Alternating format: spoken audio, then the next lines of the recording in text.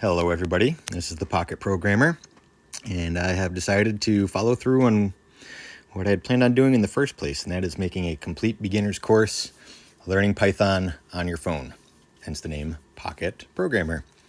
And today we're going to be using something known as Python 3 IDE. You can probably tell by that icon in the upper left. All you have to do is search for that in the App Store. If you have Android or Pixel, I'm sure Google Play has the same thing, or at least something very similar. Frankly, it doesn't matter which one you use, within reason, of course. I'm sure there's some out there that don't work, but if you find something you like, great. Go ahead and download that. And what this is an IDE, an integrated development environment, and this is where we do our coding. So I am going to come on in here. And before we get to the beginning, I kind of want to show everybody what Python is all about. So I've decided to make a rock, paper, scissors game with you, and it's going to use many of the important concepts for a beginning Python programmer. Not everything here is going to make sense to you. That's okay. I encourage you to play along, do your own version of the things that I'm doing, maybe change things up a little bit to fit your needs.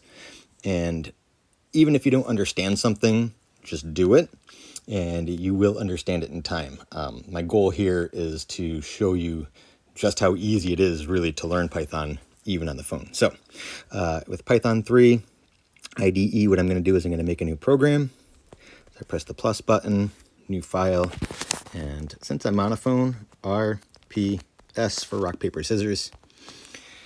And here we go. We have a blank page, basically. It's got the name of the program on top, and you'll notice it says .py. That is the extension for Python files. And what I'm going to do is start with something that probably won't make sense to you, and that's okay. I'm going to import random. And what this does for us is gives us access to certain things within Python programming that we don't just automatically have, namely the ability to do random things. And that's going to matter since we're making a game, and almost every game requires on some degree of randomness. So what we're doing is we are just going to ask the user to say rock, paper, or scissors. And, there's a million things we could do to really fine tune this. I don't want to overdo it. So we're just going to start with a very simple print statement. A lot of programming languages, they like to start with hello world. Never a huge fan of that. Let's do print something more useful than just hello world.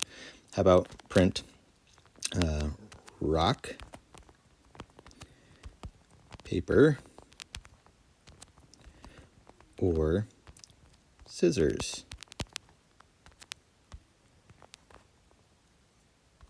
Oops. Got to do closed quotes and closed parentheses. So this is how a print statement works. It goes print, open parentheses, open quotes. You can do double or single. Everything you want to say, close those quotes, close the parentheses. There are a couple of exceptions. We will deal with those eventually, and we will also eventually format our text. But right now, like I said, we're going to keep it pretty simple. I could have done that whole thing as part of an input statement, but I wanted to separate print from input since there's a good chance this is your first time doing programming on, Python programming anyway, and certainly on your phone. So let's do it as two separate things. So we've prompted the user, rock, paper, or scissors, and now we need to get the input from the user. So what I'm going to do is I'm going to write ANS for answer equals, and then we are going to do input, and then can actually just do it like that. If we wanted to actually say something as part of our input, I would put that inside quotes inside those parentheses, but based on how we've set that up, this should work. So we're giving the user an opportunity to say which thing they want, rock, paper, or scissors. Okay. Once we have gotten the input, we have to decide what the computer player, so when you play rock, paper, scissors, it's you versus another player. In this case, it's you versus the computer. So we need to give them their options. So I'm going to call it, I'm going to call it opt for options equals, and what I'm creating now is a list. And lists are going to use the square brackets, and I just want to list all of the options, and that's rock, paper, and scissors. And you'll notice that all of these are in quotes, and they have a comma separating them. Your English teacher might be appalled that the comma goes after the quotes, but that's the way we separate things within a list. Okay, so at this point in the program, the user will choose rock, paper, or scissors. The computer will choose rock, paper, or scissors. And then we want to determine, well, what happened. So we need to use what's known as game logic. So we are going to say if answer, meaning the user's option, equals, you know what, I got to go back a step. My apologies. All we've done so far is have the computer have a list of options. We didn't choose what they actually did just yet. So I'll do a comp for computer equals, we imported that random library for a reason. So random dot choice, open parentheses, and then opt. So what this is saying, this is one of those things you probably won't understand just yet, and that's okay. This is just saying we're going to randomly choose something from our options of rock, paper, and scissors. Okay, so now if answer is the same as the computer, quotes, so if a certain condition is true, then, and we don't type the word then, we just have indentation, then we're going to say that it was a tie.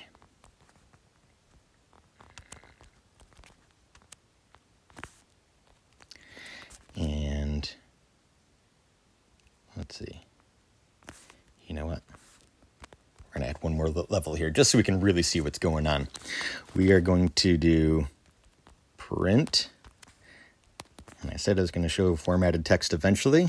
Why not do it now? We're going to say the computer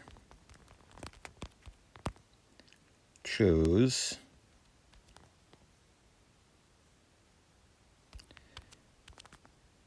curly braces comp, close the curly braces, and quotes. There we go.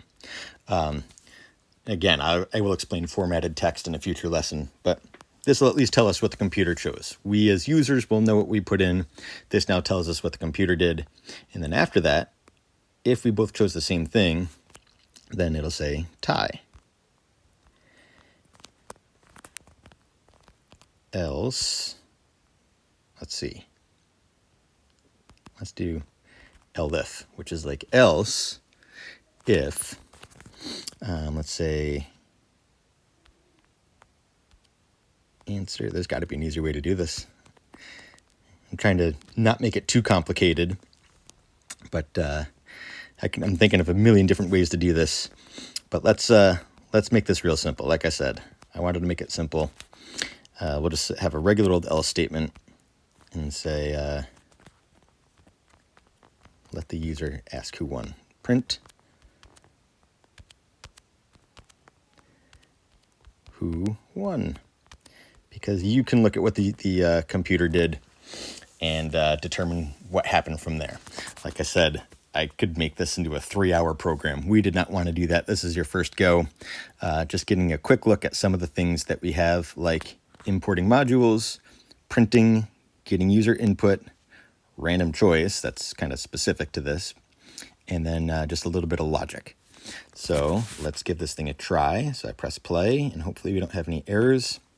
With Python 3 IDE, we always get this. If you want to pay for your subscription, you go right ahead. But free will work for our purposes. And here it says it's running, rock, paper, or scissors. And I'm going to choose rock. And computer chose rock, and it's a tie.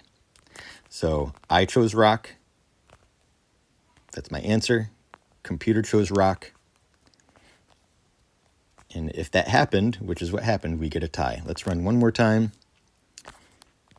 and see what we get. Rock, paper, or scissors. I'm going to choose rock again. I feel like Bart Simpson, good old rock. And the computer chose scissors. Who won? I won. if you really want to see this done with more detail, I think perhaps in a future lesson, I will, we can do loops so we can play numerous games. We can do extended logic, but I want to do it in a much more sensible way once we understand how lists work, because with the ordering of lists, you can make the logic here a lot simpler than considering every single possibility. All right, well, hopefully that gave you a good idea of what Python is all about. And if you liked it and you feel like, hey, I can learn this, that's great. Start with the official first lesson, which should be posted by now. And that's going to be just your simple input-output, prints, inputs, and some very simple outputs. All right, until next time, don't forget to like and subscribe, and we will see you later.